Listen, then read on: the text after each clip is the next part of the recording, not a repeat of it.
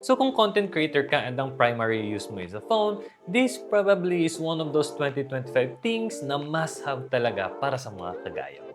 This is a display monitor galing kay Shimbo, which is basically a casting screen para sa cellphone nyo. So simple lang naman ang paggamit nito. You just have to turn it on, access mo yung quick cast dun sa settings ng phone mo, and pair it and you're good to go.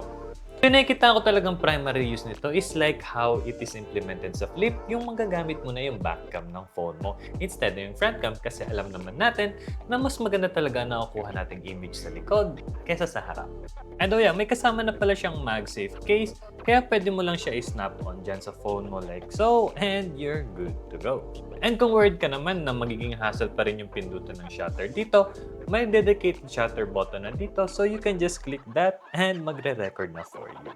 And sa ganun kasimple lang na attachment, makikita nyo na pwede na natin magamit yung full camera quality na meron ng phone natin. Actually, may nakita din akong ibang brand na gumagawa na ganito. Pero hindi na siya MagSafe. Meron siyang parang clip-on na nagpapakapal pa ng phone mo. So yung MagSafe really saves on space and as well as yung mga screens nun is actually smaller and hindi kasing linaw and crispy nito. Kung gusto mo mag-level up yung content creation mo, yung live selling mo, or kahit yung paggagawa mo ng mga vlogs or posting pictures, definitely kakailanganin mo to this 2025.